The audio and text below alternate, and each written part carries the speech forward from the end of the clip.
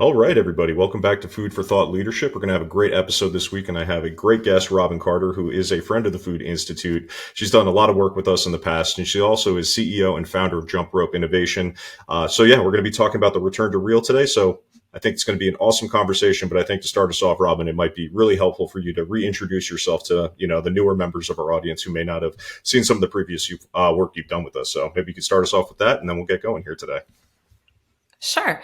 Well, thanks for having me, Chris. And I'm always happy to do something with the Food Institute. I feel like you guys ask great questions and we have a really interesting discussion. So super happy to be here with you today. I'm Robyn Carter and my company is Jump Rope Innovation. I'm the founder and the CEO. And what we do at Jump Rope is we connect consumer insights and category trends, and we bring those things together, most often in service of meaningful innovation, activation, communication, and sometimes just fueling our guts for who the consumers are and what they care about today. So thank you for sharing, Robyn, a little bit about your background there.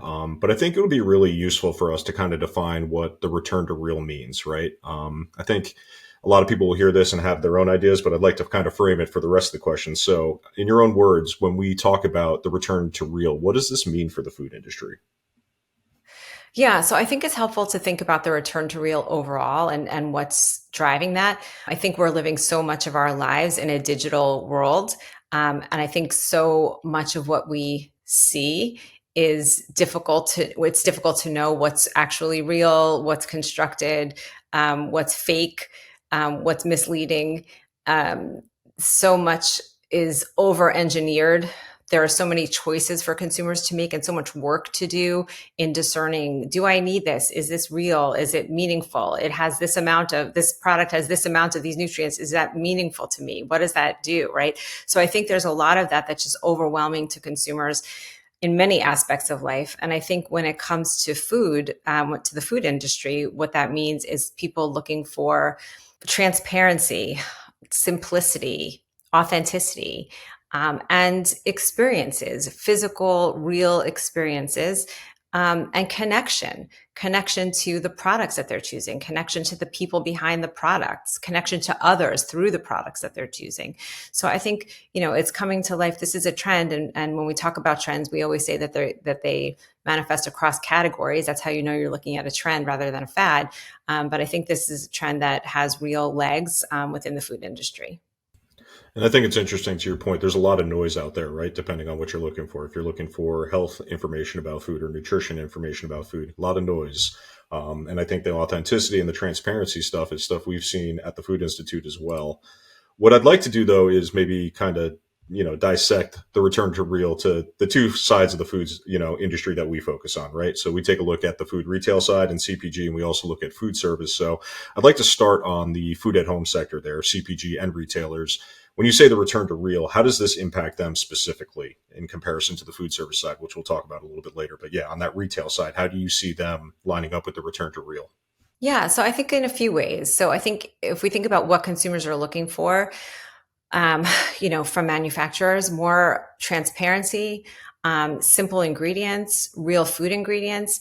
We see butter coming back, milk, dairy milk coming back, meat coming back, right? So there's a sense of just give me the things where I don't have to question what it is or what it's made out of, or, so I think that kind of simplicity is going to be really important. I think the stories behind the brands. So if you're a manufacturer, making it easy for people to know your origin story or who are the people behind the product, how is the product made, some of that, whether or not consumers engage with that information, putting it out there says something, right? Or making it available, standing behind your story says something, that you're proud of it, that there's something there that they should want to engage with. So I think that piece is important too. And especially as we look at consumers, grocery budgets, right? So they have limited money. They want to make, their money go further. There's value in in supporting a brand that I feel aligned with, or that, I like the founder story, or I like something else that they're doing.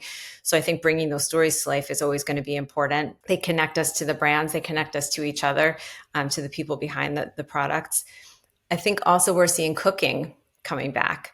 So especially among Gen Z, which I think is really interesting, a lot of these kids might not have, or these people might not have grown up with parents who are cooking, scratch cooking at home, right? So they need to be successful in the kitchen. And so we need to give them easy wins, right? So what are the tools and tricks that can make it easier for them to be successful cooking, and also to achieve some of the things that they're seeing, on social media, to bring those things into real life. So when I'm making, I see a TikTok recipe, make it easy for me to make that at home, right? Give me the tools I need.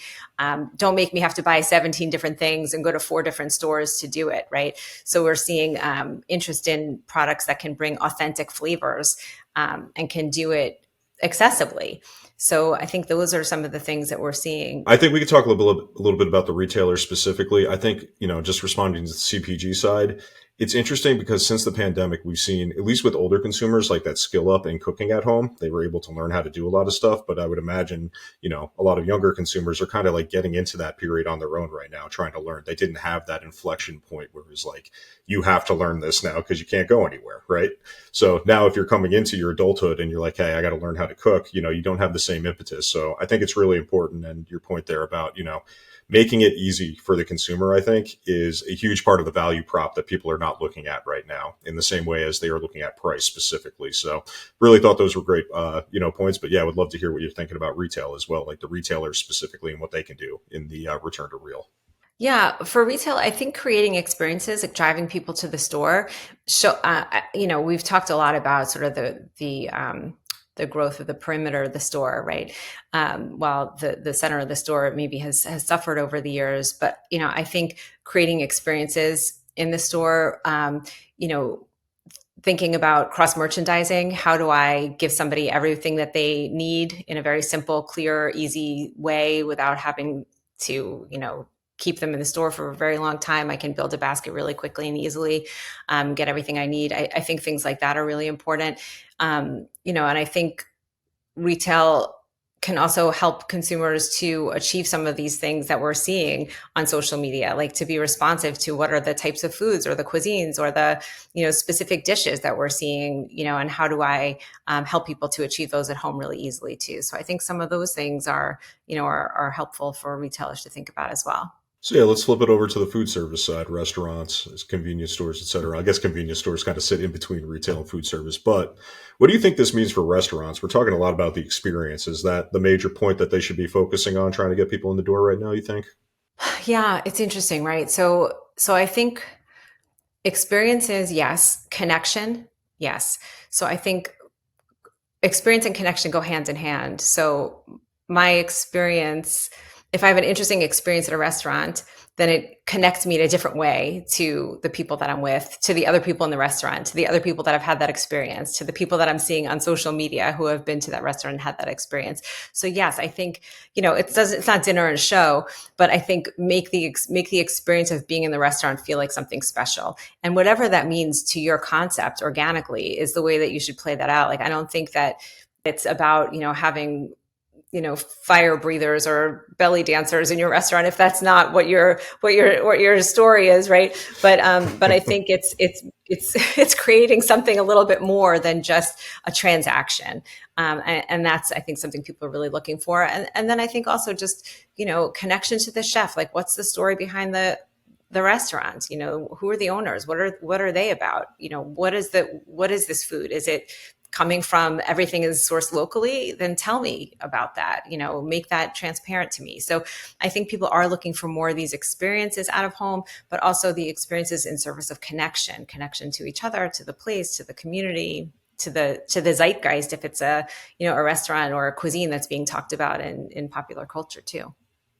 Yeah, and I think, obviously that's a little bit more difficult, I think, for chain restaurants compared to like independents, but I do think a lot of chains are starting to do this, right? You walk into a Chili's and there's going to be, local, like photography and artwork that's connected to the local area.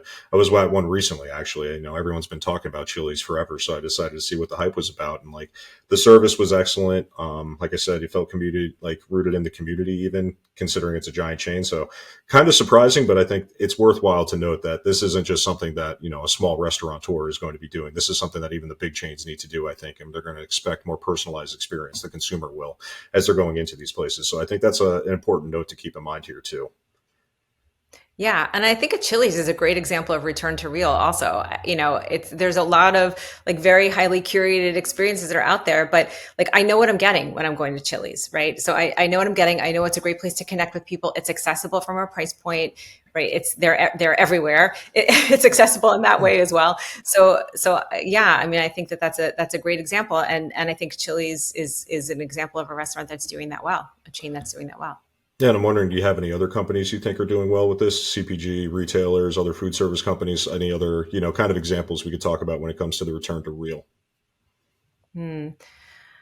Um, yeah, there's a brand that comes to mind right now. I think Belgian Boys is a really interesting brand that's return to real. So that's a brand that's based on the founder's experience of eating these delicious breakfast foods, when they were living at home in Belgium, and they've brought those products, those ingredients, that way of cooking, that elevation of breakfast to consumers in the US.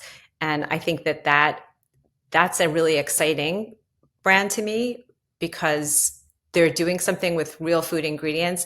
They're doing it accessibly. They're making it easy for people, to have those experiences and to elevate their breakfast game. So that's a brand that I think is doing return to real well. And then I think also Chipotle is kind of interesting. Real ingredients, they feature them, prominently in all their advertising. It's open kitchen. You can see everything happening. And they also build connection. They're have deals for college students. They're in communities, where there are a lot of schools and things like that. Students go there. It's accessible from a price point to, high school students and college students. So they're a connection point, but they're also doing this kind of real food experience that is, really appealing right now. Yeah, and honestly, when you take a look at it, they've been doing this for a long time, right? They might be the like progenitors of this return to real kind of idea, and maybe spearheaded that when the rest of the industry wasn't looking. Because a lot of what you just said is kind of like their foundational, business model really was being open with the open kitchen and having people pick out real foods. I think the community stuff too, maybe that's grown a little bit over the last couple of years, but they've always been a part of that as well. So I think it's a great example. Now that we have this kind of set up and we know what the return to real kind of means at a high level, I think one of the things I really want to talk about is its intersection with health and wellness, right? I think we've seen a lot this year. I think like the shift from seed oils to tallow in certain food service locations. I think, seeing the fact that, I mean, I'm amazed by this, but the fact that they were able to remove artificial dyes without any kind of rulemaking, essentially, when you take a look across the board, every one of these food manufacturers basically said on their own volition, after the government said, we're going to come after this, we'll do this by, essentially 2026, it looks like by the end of next year, we'll see a lot of these removed. So I think it's, already showing that it's a pretty powerful trend, but I'm guessing, how powerful do you see this being? Is this just a nascent kind of like starting point for a lot of these health and wellness kind of claims in the return to real? How do you see that kind of playing out over the next couple of years? Yeah, I mean, I think the health and wellness, area, it's something I'm personally really passionate about. But yeah, I mean, I think these things are deeply connected. I think everybody is defining what wellness or well-being means to them specifically. So we see less of this kind of sticking to like a keto or a paleo, and more of people defining for themselves what healthy or wellness means to them, or better for you means to them, and looking for products that are aligned with whatever that is that they think is meaningful. And what they think is meaningful is influenced by a number of things. So it's life stage. Like now we're hearing women of a certain age need so much protein, and we need creatine, and we need fiber. There are many other factors that contribute to what people think they need. And I think also as the AI improves and you're able to get much more personalized information about who you are and how your body works, and how to biohack your own body, people will be looking for products that are aligned with those, with their specific nutritional goals. So I think there's a level of transparency. People will be seeking around, ingredients and nutritional value for products. I think, at the same time, we're seeing this one iteration of wellness and well-being is just real food ingredients. And so people looking for products that are made with simple, real food ingredients. I think that's very powerful. It's going to continue. The 𝗏𝗏, Make America Healthy Again, even if that's not your inclination, it's raising awareness. So people are saying, hey, I'm hearing about this. I'm hearing something in the news about these products. Like, I'm going to flip this over and just kind of, I should take a look. Like, what is in this? You know, what am I consuming? What am I giving my kids? And so I think that even if you're not so inclined, just the cultural zeitgeist and the conversation around that is going to make a lot of people more aware of the role that food plays, and and of what we're consuming plays in our lives. So I think there's a lot there that's really meaningful. Also, as we learn more about gut health and the relationship between gut health and all these other systems in our bodies, people will be thinking about, what am I consuming and how is that affecting my gut health, and and how can I optimize that. I think also, as we see more of these types of nutritional claims, or protein content and things like this, people will be scrutinizing that a little more heavily to say, is that meaningful? Is that a meaningful amount of protein? Is this a category where I want that? How much of this am I actually digesting? Just a little more nuance around some of the claims that we've been seeing, on products up until now. And I think even this last week, I think Pop-Tarts said that they are doing a high protein version. I know Doritos has come out and said that. So to your point, we're finding protein in everything. I'm not sure consumers are looking for protein in everything. Maybe they're looking for more protein, but I think that's a really good point too, that, the consumer need state's going to shift by consumer, right? Not every single consumer is going to be like, hey, this is the protein I need for the week, and it's coming from Doritos, right? So I think it's pretty interesting overall to take a look at it that way. And I think, talking about this, one of the most impacted categories I have to imagine is plant-based. Taking a look at what's happened to the sector over the past 5 years was really, really interesting. And you brought a note up earlier too, that plant-based dairy was starting to contract a little bit as real dairy was going in the upwards kind of, direction. So I thought that was kind of interesting. Maybe we could talk about that a little bit. How do you see this impacting plant-based? I have a feeling it might be a tale of two cities depending on the kind of plant-based we're talking about here, but would love to hear your thoughts on, how this is impacting the category. Yeah. And this is something I've talked about for, I think the last few years, and we're seeing this come to fruition, where there's a lot of excitement around plant-based, where it was just it was out there and it was new, and you can get a fast food burger that's plant-based, and isn't that an exciting time to be alive? Yes, absolutely. Right. We all want to try the things. But then it becomes a question of several things. It becomes a question of economics. Is this something that feels worth paying more for right now? And when groceries are so high, right? Does this feel worth paying more for? And what am I actually consuming? Is it better for me? Because if my choices are a piece of salmon or, a plant-based hot dog, then you kind of take a step back at some point and say, I'm not sure if I'm making a choice that's actually better for me in the long run. So I think when plant-based was new, it was very exciting just for the fact that it was plant-based. But as time went on, I think consumers started to think about why they were incorporating these things into their diets, and whether the products that they were choosing really fit their why, really met their goals. And I think the plant-based products that are closer to plant-based options, that are real food plant options, yes, people do want to include more plants in their diet. Yes, that makes sense. But I think in terms of the more processed plant-based substitutes, I think those are harder to rationalize, especially for people who, aren't vegan or, vegetarian. To incorporate those options into their diet and into their grocery budget, becomes a harder sell.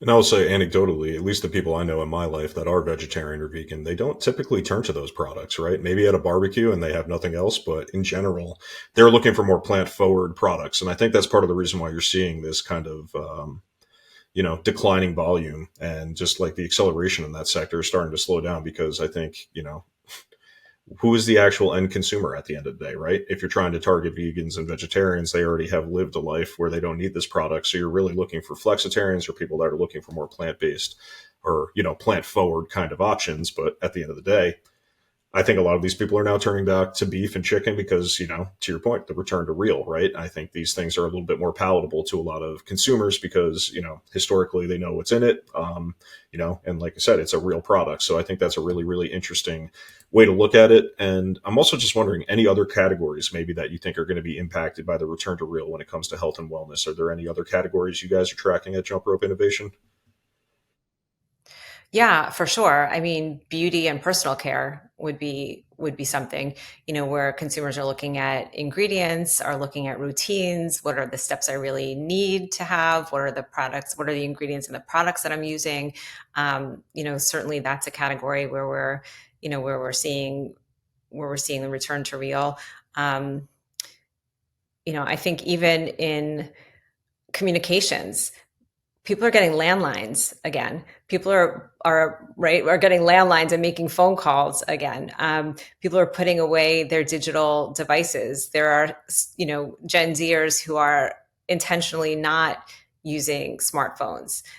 So I think across categories, and as I said before, that's how we know we're looking at a trend with legs, because we're seeing it come to life across categories. We are seeing just more of this, like, in-person, real world, tangible experience that people are seeking, and I think we're seeing it manifest everywhere. I was going to say my ever-growing vinyl collection at home also indicates that we are doing a return to real outside the food industry as well. And I think, to your point, a lot of people are looking for these actual tangible experiences. The actual action of flipping a record makes you become a lot more invested in what is going on in the music, I think. So I think that is definitely something we're seeing across categories. And I think that's something the food industry should take a look at as well. To your point, this is not just impacting food. This is impacting the consumer across the board. So something to keep in mind, I think. Yeah, it's like people want to feel something, right? There's something about that. People want to feel something. They want to experience something. They want to have a collective experience. They want to connect to something in real life.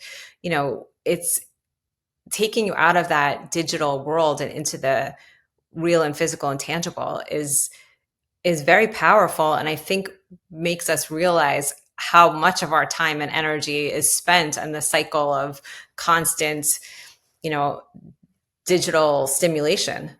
Yeah, definitely. And, I think, right, going forward, it's going to be a hybrid. I don't think there's any way to completely remove yourself from a lot of the digital aspects of life. We're doing this digitally, right? This recording. And I think, a lot of people working from home or listening into this will be doing the same, right? Yeah, we're not going back, right? We're not, it's not a Luddite kind of thing. But I think people are just recognizing that we've been in this loop, right? Where we're just constantly being stimulated and constantly being stimulated by, being served ads, being, everything we're seeing online, on TV, in our digital feeds. And there's a feeling that it's just overwhelming and people need to step away to connect in the real world. And I think that's what we're seeing happening, everywhere, but we're not going back. Like these, digital tools and AI are helpful to us in our lives in some ways. And I think we're going to talk about that, but they're not everything. They should be an accessory to our lives, not our lives. Yeah, and I think food companies have an opportunity to jump in and kind of provide that real experience as we've been talking about, almost like, what's the word I'm looking for here?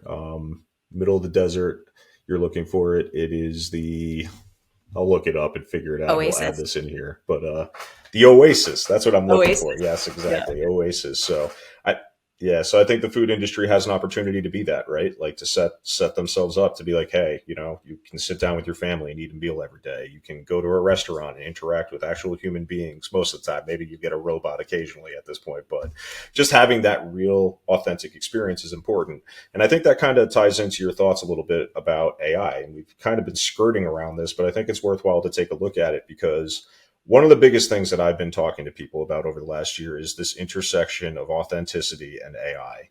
I think human beings take a look at, I see it on LinkedIn. I can almost always pick out something that's been written with ChatGPT.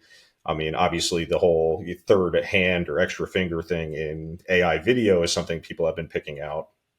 But I think, a lot of consumers are really looking for those authentic, real moments. And I think that becomes a little bit more difficult, as we were just talking about with AI, because obviously it is artificial. It's in the name. It's almost, diametrically opposed to authenticity, I think, in a lot of ways. So how is your view of this? How do you balance this type of technology with the consumer need state for authenticity? How do you look at that dynamic? Because for me, that's like one of the most interesting things we've been chasing since AI's really kind of hit the mainstream, and I always find it interesting. So I'd love to see how you see that.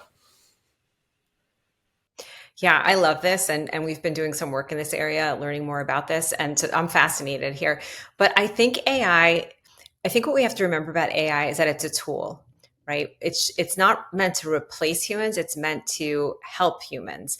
And in its best iteration, we're using it to facilitate parts of the process that are difficult and time consuming so that you have room at the back end for the real human connection. And I have a great example. We took some clients this week on a trend trek, and we went to Sweetgreen, and to a Sweetgreen in New York City where they have AI making the salads. So you order your salad through the iPad, and then your bowl goes down the conveyor belt, and it autofills all of your ingredients, precisely by weight, so that every salad is perfect and equally constructed every time, and your experience is consistent every time.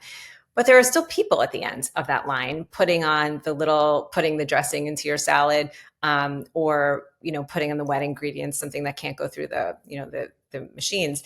And we talked to them and we said, well, how is it working here now? That there's AI. Do you miss all the people? And they said, this is actually amazing because it was so hectic before that we couldn't talk to the consumers. We couldn't talk to the customers. We just had to, be full court press making salads all the time. And it was stressful. And now it's just everything runs so efficiently. We can make so many salads so much more quickly, and I can actually interact with the people who are coming here. So that, I think, is AI at its best when it comes to the food industry. So thanks for sharing the Sweet Green example. I'm wondering if you have any other examples of companies that can kind of leverage AI without giving up that mission to like meet the individual needs of consumers and really like maintaining that human kind of interaction, which I think is really at the heart of the return to real in a lot of ways, is making sure it remains human. Yeah, 100%. And I think all of us in our jobs, like even in our industry, can think about what are the aspects of my job where AI can help, and how does that help me to do more of the human parts of my job? Certainly in an insights role, right? Like how do I keep, the humans doing more human understanding?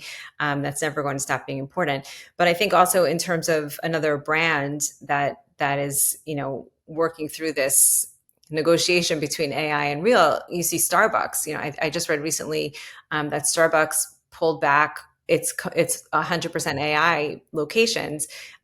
They're instead incorporating AI into the process of making the beverages, making it easier for the baristas to get the recipes easily and quickly, and to be able to kind of do things more efficiently on the back end, so that the baristas can hand the coffee to the people, can talk to the people. And Starbucks, in the article that I read, Starbucks was quoted as saying, that's more authentic to our brand. It was off brand for us to be 100% AI, and it feels important to us to have that real human interaction at the end of the experience. And so I think that piece of things, like what we talked about with plant-based, like it was exciting and new and everybody just kind of jumped right in.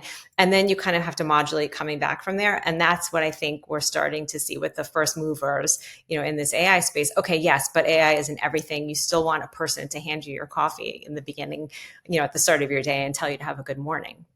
So, two more questions for you, Robyn. The first just being, what's one thing on your radar for 2026 that we may not have spoken about yet?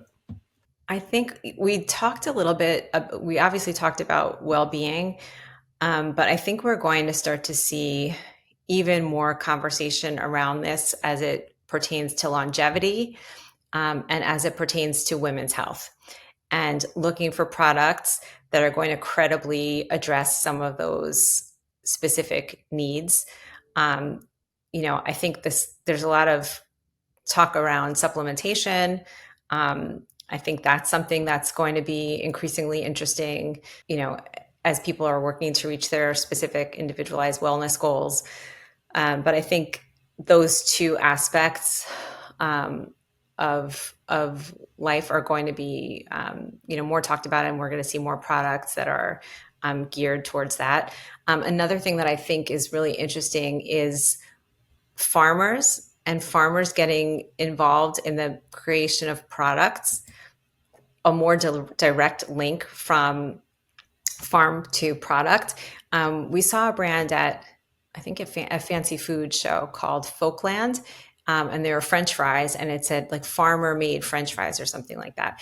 And that to me is really interesting, because I think especially as there's more distrust maybe, or skepticism around, I think more skepticism is the right way to say it, around big brands, big companies. The idea that something is coming from the farmer, to me, feels kind of compelling, and maybe feels like worth paying more for, in that I'm supporting something that I feel good about. I know where this came from.